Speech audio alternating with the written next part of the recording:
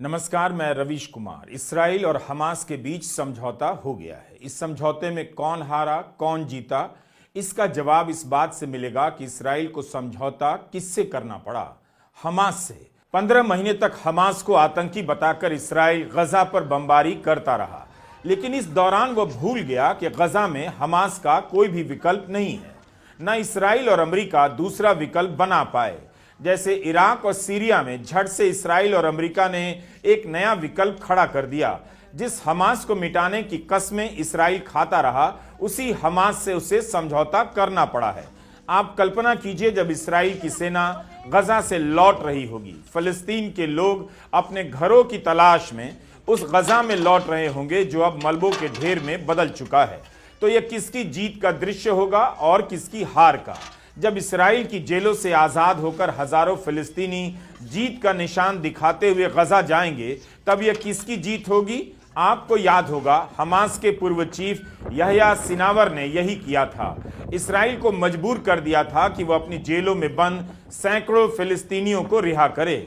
Israel उस अपमान को नहीं भूल पाया, बल्कि उसे अब भी याद दिलाया जा रहा है। इसराइल ने बेशक हमास के सारे बड़े नेताओं को खत्म कर दिया, लेकिन इसके बाद भी इसराइल को हमास से ही समझौता करना पड़ा है। लाखों टन बम गिराने के बाद भी हमास ने सरेंडर नहीं किया, बल्कि इसराइल को हमास से समझौता करना पड़ा। यह जरूर एक बड़ा सवाल है कि हमास ने फिर क्यों भरोसा किया। इस समय तो यही दिख रहा है कि गजा में इसराइल का कोई भी मकसद पूरा नहीं हो रहा। लेकिन याद रखिएगा, इसराइल केवल गजा की तरफ देखकर युद्ध नहीं कर रहा था। उसका हासिल भले गजा में ना दिखे, लेकिन यमन, सीरिया, लेबनान और ईरान की तरफ देखने से इसराइल का मकसद और उस दिशा में उसकी कामयाबी का चेहरा दिखाई पड़ जाता है। हमास और इसराइल के बीच का समझौता किसी की खुशी या किसी की जीत की खबर नहीं। इस पूरे युद्ध में मानवता की हार इतनी बड़ी है कि कोई युद्ध विराम, कोई समझौता किसी की जीत बन ही नहीं सकता। इन दोनों की जीत तो बिल्कुल नहीं, ट्रंप की ना बाइडेन की। बाइडेन अपनी टीम को श्रेय दे रहे हैं और ट्रंप इसका श्रेय खुद ले रहे हैं। बाइडेन की टीम कह रही है कि यह उनके कार्यकाल की सबसे मुश्किल कूटनीतिक सफलता है, तो ट्रंप की टीम कह रही है कि सबसे आसान काम था उनके लिए। बाइडेन को 1 साल से ज्यादा वक्त लगा, तो ट्रंप ने 1 दिन में हासिल कर लिया। ट्रंप के कारण भले ही इसराइल रुक गया है, लेकिन मध्य पूर्व और खासकर गजा में इसराइल की क्या भूमिका होगी, हमास की क्या होगी, क्या इसराइल फिलिस्तीन को स्वतंत्र राज्य के रूप में मान्यता दे देगा, क्या पहले से अधिक फिलिस्तीन को आजादी दे दी जाएगी, इन सब पैमानों पर ट्रंप का इम्तिहान अभी बाकी है। याद रखा जाना चाहिए, ट्रंप ने अपने पहले कार्यकाल में जेरूसलम को दूसरी राजधानी के रूप में मान्यता दी थी। गजा में इसराइल के दखल को मजबूत ही किया। अक्टूबर में चुनावों के दौरान ट्रंप ने कहा कि उनके दफ्तर में आने से पहले गजा में युद्ध समाप्त हो जाना चाहिए। टाइमिंग देखिए कि ट्रंप के दफ्तर में आने के चंद घंटे पहले गजा में युद्ध समाप्त होने जा रहा है। अमेरिका और इसराइल की मिली भगत की टाइमिंग का श्रेय अगर आप ट्रंप को देना चाहें या बाइडेन को, इससे गजा की हालत पर कोई खास असर नहीं पड़ता, सिवाय इसके कि युद्ध रुकने जा रहा है। Before I begin, let me speak to important news from earlier today. After 8 months of nonstop negotiation, my administration, a ceasefire and a hostage deal has been reached by Israel and Hamas, the elements of which I laid out in great detail in May of this year. This plan was developed and negotiated by my team and will be largely implemented by the incoming administration.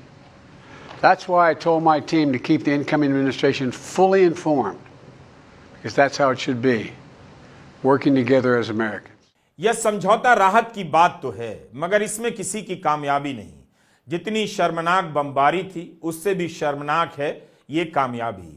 वही America credit ले रहा है जिसने संयुक्त राष्ट्र में बार बार Israel के खिलाफ लाए गए युद्ध विराम से लेकर तमाम प्रस्तावों पर वोट किया, पास नहीं होने दिया। गजा में कई महीने तक अपनी सेवाएं देने वाले डॉक्टर गस्सान अबू सिट्टा ने ट्वीट किया है कि इन 467 दिनों में इसराइल ने गजा की 16% आबादी को खत्म कर दिया।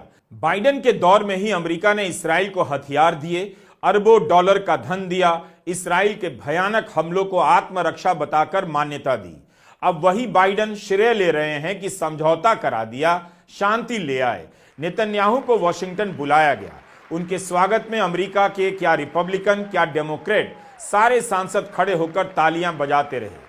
आज वही अमेरिका कह रहा है कि इस राष्ट्रपति ने तो उस राष्ट्रपति ने तो समझौता करा दिया। जिस हमास को आतंकी बताते रहे उससे समझौते को विश्व विजय के रूप में दिखा रहे हैं। नई रिपोर्ट आई है कि कमला हैरिस के खिलाफ वोट इसलिए भी पड़ा कि गजा में इसराइल का नरसंहार नहीं रुका। अपनी सरकार को हराकर बाइडन किस विश्व विजय का दावा कर रहे हैं। यह समझौता महत्वपूर्ण तो है, इसे लेकर यह देखा जाएगा कि इसराइल को तत्काल क्या नुकसान हुआ और इसके बदले भविष्य में उसे क्या फायदा होने जा रहा है। इसराइल का रिकॉर्ड भी देखना चाहिए। एक सवाल यह भी है कि इसराइल ने गजा में क्या किया है। इसकी जानकारी तो है मगर पूरी नहीं। क्या अब दुनिया भर के पत्रकारों को गजा में जाने दिया जाएगा? यह रिकॉर्ड पर है कि इसराइल ने 4000 पत्रकारों को गजा में जाने नहीं दिया। गजा में इंटरनेट बंद कर दिया गया। बिसान गजा की आवाज बन गई। उनके कई साथी पत्रकार मार दिए गए, लेकिन बिसान ने अपनी रिपोर्टिंग उस हालत में भी जारी रखी। बिसान का एक बयान उनके इंस्टाग्राम अकाउंट पर डाला गया है जिसमें वे कह रही हैं कि 467वां दिन है, मैं अभी तक जिंदा हूं। लोग सीज फायर की घोषणा का इंतजार कर रहे हैं, हताश हैं, घायल हैं, थक चुके हैं, मगर खड़े हैं। ये याद रखिए कि सीज फायर की घोषणा गजा और फिलिस्तीन के नरसंहार के अंत की घोषणा नहीं है। 2 चरणों में सीज फायर होगा। पहले वाला अस्थायी है, दूसरे के अंत के बाद हो सकता है युद्ध खत्म हो जाए, पर लोगों में उम्मीद है कि किसी तरह से यह किलिंग मशीन रुक जाए। मगर यह फिलिस्तीनी लोगों की अंतिम मांग नहीं है। हम बस उम्मीद करते हैं कि यह हमारी आजादी की ओर पहला कदम होगा। गजा को केवल बमबारी रुकने का नहीं बल्कि फिलिस्तीन की आजादी का भी इंतजार है। बिसान बता रही हैं कि समझौते की खबर आने के बाद भी लोग मारे गए हैं। वे अपने वीडियो में गजा के लोगों के झूमने की तस्वीर दिखाती हैं। लोग खुश हैं। कबीर की पंक्तियां याद आ रही हैं, साधो ये मुर्दों का गांव, पीर मरें पैगंबर मरी हैं जिंदा जोगी, राजा मरी हैं प्रजा मरी हैं वैद और रोगी। कातिलों ने ऐलान किया है कि अब हम कत्ल नहीं करेंगे। हमने कत्लेआम रोकने की डील कर ली है। हम पहले भी रोक सकते थे मगर हमसे कत्लेआम रुक नहीं रहा था। अगर किसी को श्रेय देना है तो दीजिए दक्षिण अफ्रीका को और उसके राष्ट्रपति को, जिन्होंने अंतर्राष्ट्रीय अदालत में इसराइल के खिलाफ मुकदमा दायर किया। श्रेय देना है तो आयरलैंड, स्पेन, बोलिविया, वेनेजुएला जैसे देशों को दीजिए, जिन्होंने इसराइल के अपराधों को बहुत पहले पहचान लिया और नेतन्याहू के खिलाफ प्रतिबंध लगा दिया। अंतर्राष्ट्रीय अदालत के आदेश के बाद आज नेतन्याहू 120 से अधिक देशों में गिरफ्तार किए जा सकते हैं। याद रहे कि अदालत के इस आदेश की अमेरिका ने निंदा की थी। इनमें भारत के प्रधानमंत्री मोदी का नाम नहीं है। वैसे भारत के अखबारों में युद्ध वही रुकवा रहे थे। कितनी हेडलाइन छप गई मोदी जी को लेकर कि यूक्रेन रूस से लेकर इसराइल के हमले को रुकवाने में लगे हैं, इनकी भी भूमिका है। लेकिन जब समझौते की खबर आई तो ना उनके नाम की चर्चा है, ना भारत की। अमेरिका के बयान में तो है भी नहीं। संयुक्त राष्ट्र के महासचिव ने भी अपने बयान में भारत और प्रधानमंत्री मोदी का नाम नहीं लिया, जबकि यहां का गोदी मीडिया आपको टहला रहा था मोदी जी वॉर रुकवा रहे हैं। बाइडन कह रहे हैं उन्होंने 31 मई 2024 को ही प्लान तैयार कर लिया था, जिसे संयुक्त राष्ट्र की सुरक्षा परिषद ने भी मंजूरी दी थी। इस दौरान 10,000 से अधिक लोग मारे गए, यह भी याद रखिए। इन 7-8 महीनों में यह प्लान क्यों नहीं सफल हुआ, क्यों नहीं लागू किया गया? किसी के पास ठोस जवाब नहीं, सिवाय इसके कि अब बाइडन की विदाई हो रही है, ट्रंप का आगमन हो रहा है। ट्रंप ने चुनावों के दौरान ही कह दिया था आने के पहले युद्ध रुक जाना चाहिए।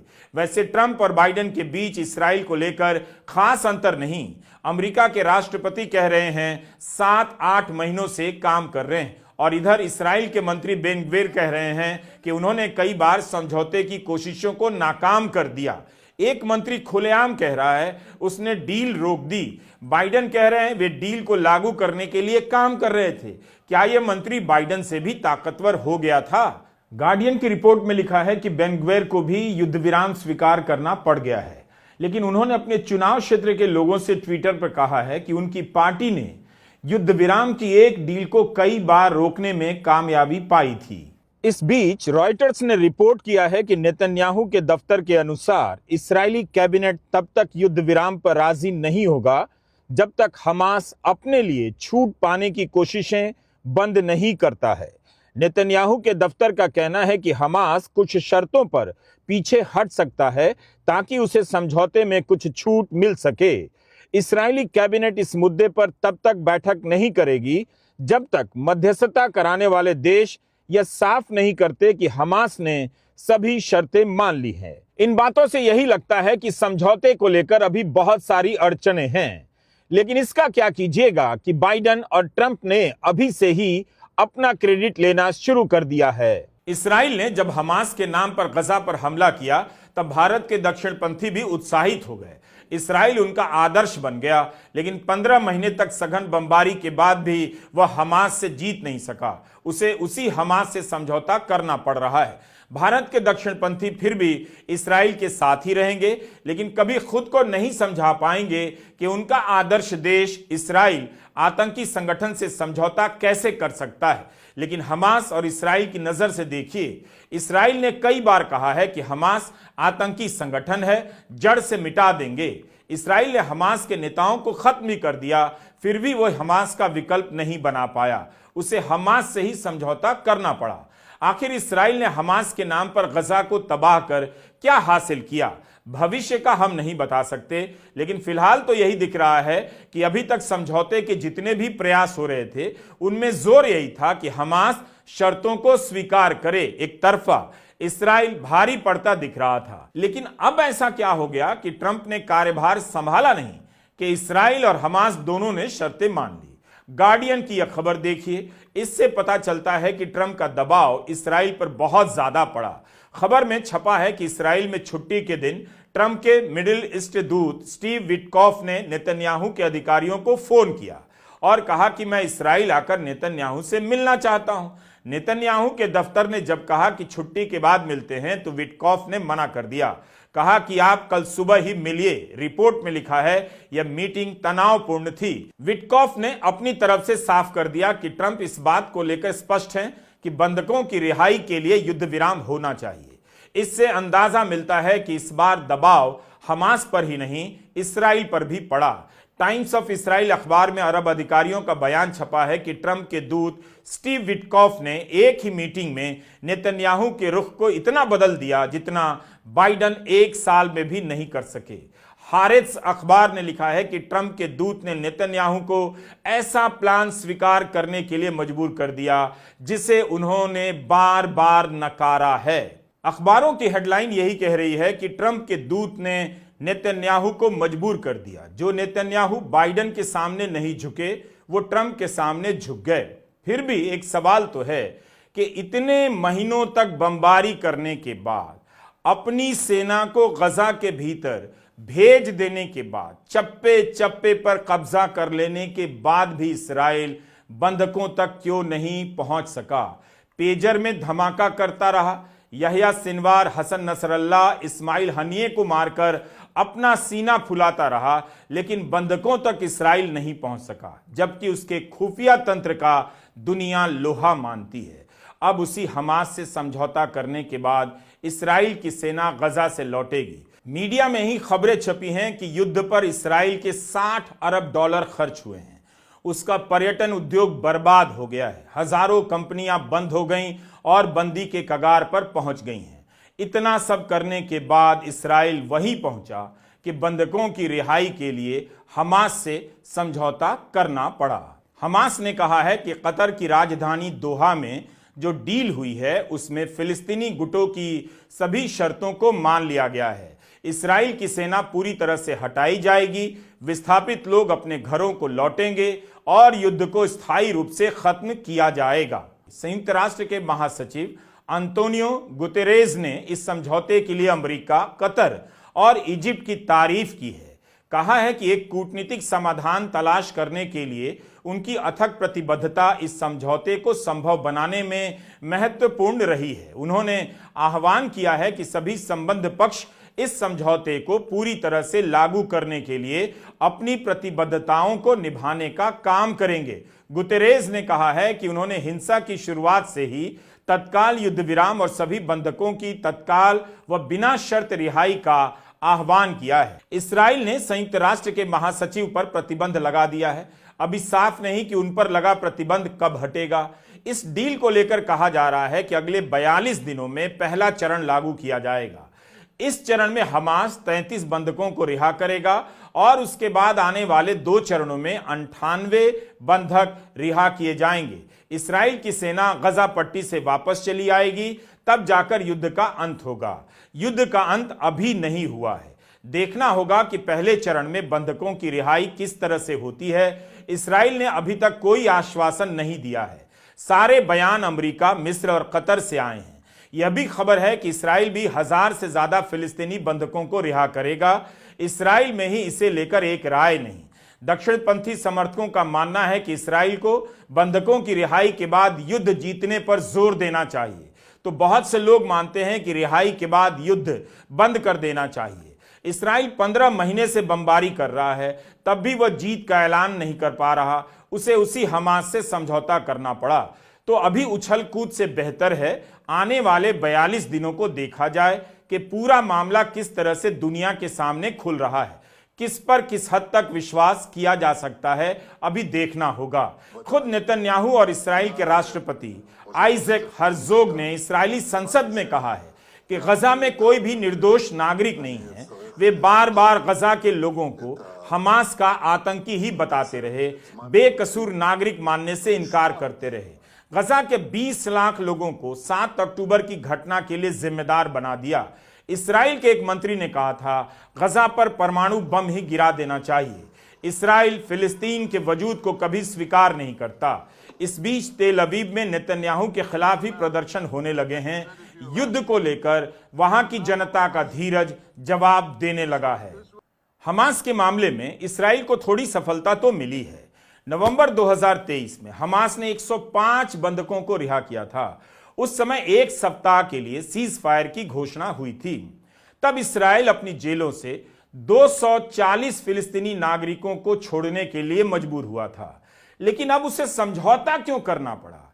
अच्छी बात है, बंधक रिहा हो रहे हैं, सुरक्षित घर लौट रहे हैं और अमेरिका ने उनकी रिहाई सुनिश्चित कर दी है। उनकी कहानी सामने आएगी तब और भी बहुत बातों का पता चलेगा। नेतन्याहू के सामने एक बड़ी चुनौती है ट्रंप के साथ उन्हें अगले 4 साल तक डील करना है। ट्रंप इस्राइल के हितों के एकदम खिलाफ जाएंगे और फिलिस्तीन के सपनों को पूरा करेंगे, इस भ्रम में किसी को भी नहीं रहना चाहिए।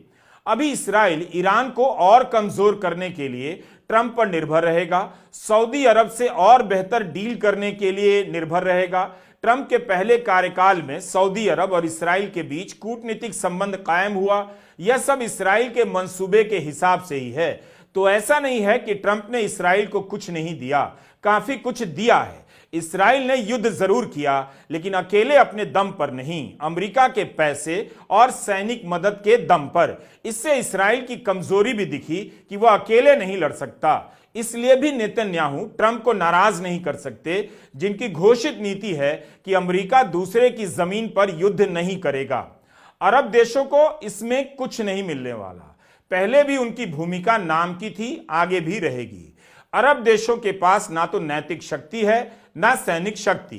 संयुक्त राष्ट्र के महासचिव ने इस समझौते को पहला कदम बताया है। कहा है कि हमें बड़े लक्ष्य को हासिल करने के लिए सभी प्रयास करने होंगे। ये लक्ष्य क्या है? इस्राइल के कब्जे वाले फिलिस्तीनी क्षेत्र की एकता, उनकी एकजुटता और अखंडता की बहाली का। क्या इस्राइल इसके लिए तैयार होगा? महासचिव अंतोनियो गुतेरेस ने जोर देकर कहा है, स्थायी शांति और स्थिरता हासिल करने के लिए फिलिस्तीनी एकता आवश्यक है और एकीकृत फिलिस्तीनी शासन सर्वोच्च प्राथमिकता बनी रहनी चाहिए। इस्राएली कब्जे को समाप्त करने और दोनों के बीच बातचीत के जरिए 2 राष्ट्र समाधान हासिल करने की आवश्यकता पर जोर दिया जाना चाहिए। अमेरिका के राष्ट्रपति जो बाइडेन ने भी कहा है कि फिलिस्तीन को अलग राज्य के रूप में मान्यता दी जानी चाहिए। इसे 2 स्टेट सॉल्यूशन कहा जाता है, जिसके तहत इस्राइल और फिलिस्तीन एक दूसरे के पड़ोसी राज्य होंगे। अमेरिका ने कई दशकों से इस प्रस्ताव का समर्थन किया, बाइडेन ने भी किया। दुनिया के अधिकतर देश इसका समर्थन करते हैं। अपने पिछले कार्यकाल में ट्रंप ने ऐसे ही एक प्रस्ताव टू स्टेट मॉडल का पेश किया, जिसे फिलिस्तीनी लोगों ने ठुकरा दिया। ट्रंप ने इसे अपना पीस प्लान बताया था। क्या वे फिर से उसी प्रस्ताव को लेकर आगे बढ़ेंगे? क्या इस्राएल इसके लिए तैयार होगा? फिर इसके लिए वह किससे बातचीत करेगा?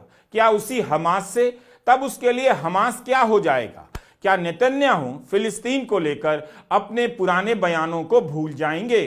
यह रोशनी और अंधेरे की संतानों के बीच की लड़ाई है। संसद में यह कहा था नेतन्याहू ने जब गजा के अहली अरब अस्पताल पर हमला हुआ तो ट्वीट हटा दिया। उनके इस बयान को नरसंहार की भाषा बताया गया। When I zoom in, remember how tiny this is. Remember that just 2 सितंबर 2024 को नेतन्याहू टीवी पर गजा का एक नक्शा लेकर आ गए।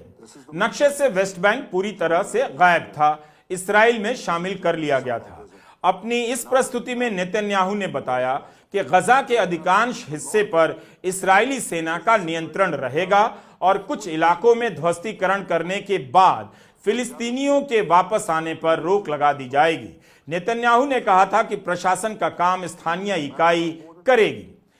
आप भूल गए, इस्राएल ने आखिरी बची बेकरी को बम से उड़ा दिया था ताकि गजा के लोगों को रोटी भी ना मिले। इन 467 दिनों में हजारों लाखों मकानों का वजूद मिटा दिया गया। घनी आबादी के कई मोहल्ले उजाड़ दिए गए। लोगों को बम और भूख से मारा गया। गजा के लोगों ने इस धरती पर मौजूद जुल्म की हर पुरानी दास्तान को नकार दिया और नई हदों को गले लगा लिया। वे चुपचाप मरते रहे, मारे जाते रहे। अपने आप को मौत के हवाले कर उन्होंने सभ्य दुनिया के ढोंगों को उजागर कर दिया। मरने वालों की गिनती कम पड़ गई, बच्चों पर बम गिराए गए, मारे जाने वाले बच्चों की गिनती कम पड़ गई। अस्पतालों को ध्वस्त कर दिया गया ताकि किसी को इलाज ना मिले। डॉक्टरों को मार दिया गया ताकि किसी की जान ना बच सके।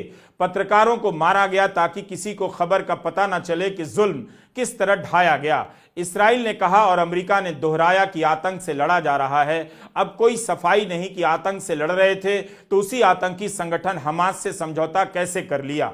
अक्टूबर 2023 से लेकर आज तक और आज भी मानवता हर हद तक रौंदी जाती रही है। रौंदने के लिए नई नई हदों को पार किया जाने लगा। या किसी की जीत कैसे हो सकती है? कोई समझौता इसकी भरपाई नहीं कर सकेगा। कितने ही परिवारों का वजूद इस दुनिया से पूरी तरह खत्म हो गया। जीत अगर किसी की है तो उनकी जिन्होंने बमों का मुकाबला किया, अपनी जान दी और दिखा दिया बमों से इंसानी जज्बे को खत्म नहीं किया जा सकता है। डॉक्टर सफिया का किस्सा हमने अपने एक वीडियो में बताया। आज तक उनकी रिहाई नहीं हुई। 1 साल तक भारी बमबारी के बीच एक डॉक्टर अपने मरीजों और अस्पताल के लिए खड़ा रहा और आखिर में इस्राएल के टैंकों ने उन्हें बंधक बना लिया। दुनिया भर की सरकारों और संगठनों ने उनकी रिहाई की मांग की है, मगर अमेरिका एक डॉक्टर को आजाद नहीं करवा पाया है। 1.25 साल के हमले में इस्राएल ने गजा के किस अस्पताल पर बम नहीं गिराए, किस अस्पताल पर बिना सबूत हमास का कंट्रोल सेंटर होने का आरोप नहीं लगाया और उस पर बम नहीं गिराया। आज तक इस्राएल ने कोई ठोस सबूत पेश नहीं किया कि जिन अस्पतालों में महिलाएं, बच्चे, बुजुर्ग सब शरण ले रहे थे उन पर हमले क्यों किए गए। इस युद्ध ने दुनिया के बड़े बड़े अखबारों का असली चेहरा सामने ला दिया। वे सभी इस युद्ध में शामिल रहे। इस्राएल की हर क्रूरता को अपनी हेडलाइन में मानवता के रूप में पेश करते रहे। याद कीजिए, फिलिस्तीन के पत्रकार किस तरह जान दे रहे थे। उनके बच्चे सामने मारे जा रहे थे, तब भी पत्रकारिता कर रहे थे। अंत में वे भी मारे गए। उनके साथ कई 100 लोग इस युद्ध के बाद पत्रकार भी बन गए। गजा के बारे में दुनिया ने जितना देखा, जितना जाना, उसके पीछे कुछ पत्रकारों का बहुत बड़ा रोल है। उनके नाम लिए जाने चाहिए। अल जजीरा ने उन सब पत्रकारों के नाम एक जगह जुटाए हैं जो इन हमलों में मारे गए हैं। गजा की आपने जो भी तस्वीरें देखी हैं वो वहीं के पत्रकारों ने आप तक पहुंचाई। वायल अल दाहदऊ, फादी अल वहीदी, बिसान औदा, पेलेस्तिया अलकाद, विस्साम नासर, मुताज अजैजा, हिंद खुदारी, युमना अल सैयद। जब कुछ नहीं बचा था तब ये लोग अपनी जान पर खेलते हुए बिना इंटरनेट, बिना खाए पिए रिपोर्ट करते रहे। इसराइल ने सब कुछ खत्म करने की कोशिश की, लेकिन इन लोगों की हिम्मत और हौसले को वह रौंद नहीं पाया। इन्होंने भूखमरी, बमबारी, अत्याचारी, टेंट सब पर रिपोर्ट किया, अपने साथियों को मरते हुए देखा, उन्हें दफनाया भी और रिपोर्टिंग करते रहे। दुनिया भर ने इन पत्रकारों का जज्बा देखा है, उन्हें मरते हुए भी देखा। इसराइल के हमले में 160 से अधिक पत्रकार मारे जा चुके हैं। कुछ दिनों के बाद फिर किसी पत्रकार का अकाउंट चुप हो जाता है। Committee to protect journalist target करके पत्रकारों की हत्या किए जाने के आरोपों की जांच कर रही है। इन अपराधों के लिए क्या कभी किसी को सजा मिलेगी? इसराइल के पास युद्ध जारी रखने का कोई तर्क नहीं बचा था। उसे लौटकर वही करना पड़ा जिसकी बात पहले दिन से की जा रही थी। बंधकों के परिवार कह रहे थे कि युद्ध रोको, बंधकों की रिहाई की बात करो। नेतन्याहू हमास को खत्म नहीं कर सके, लेकिन सीरिया में असद, लेबनान में हिजबुल्लाह के बड़े बड़े नेताओं को खत्म कर ईरान को कमजोर तो कर ही दिया। इस पूरे एपिसोड में ईरान कमजोर हुआ है। इसराइल इसे अपनी कामयाबी बता सकता है, लेकिन गजा में नेतन्याहू अपनी कामयाबी नहीं दिखा सके। निश्चित रूप से इसराइल ट्रंप के सहारे अगले मंसूबे पर काम करेगा ही, और ट्रंप भी इसराइल की ही मदद करेंगे। इस समझौते से फिलिस्तीन को आजादी मिलने वाली है, इस भ्रम में नहीं रहना चाहिए। फिलिस्तीन के इलाके, खासकर वेस्ट बैंक में इसराइल के चेक पॉइंट ही इतने हैं कि उन्हीं को खत्म करने में ट्रंप के कई कार्यकाल बीत जाएंगे। इतना सब करने के बाद भी, 15 महीने तक बमबारी करने के बाद भी इसराइल की जीत का ऐलान नहीं हुआ। निराशा के इसी दौर में दुनिया ने उन लोगों को देखा जो इसराइल के खिलाफ सड़कों पर उतर आए और हिंसा, क्रूरता का विरोध करते रहे। लाखों की संख्या में लोग London, Paris, Belgium, Germany, Scotland की सड़कों पर विरोध करते रहे।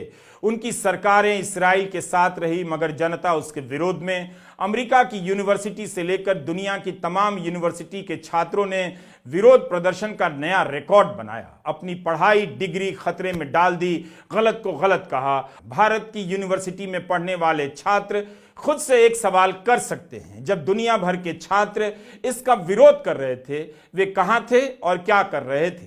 भारत की जवानी के पास अपनी कोई कहानी ही नहीं है। बाइडेन और हैरिस ने ऐतिहासिक मौका गंवा दिया। समझौते को लेकर उनके दावों पर विश्वास नहीं होता है। उनके समझौते और कमजोरी को ही दुनिया याद रखेगी। इसराइल के लिए अमेरिका की एक पार्टी अपनी सरकार गंवा सकती है, या अमेरिका में इसराइल की जीत है, और अमेरिका की ही एक पार्टी के लिए इसराइल ने समझौता कर लिया, यह इसराइल पर अमेरिका की जीत है। दोनों आपस में मिले हुए हैं कि एक दूसरे को आप अलग नहीं कर सकते। आज ट्रंप की वाहवाही हो रही है, आने वाले समय में दिखेगा ट्रंप दुनिया में कोई नई मिसाल छोड़ते हैं या इसराइल के लंबे एजेंडे पर खुलकर खेलने लग जाते हैं। नमस्कार, मैं रवीश कुमार।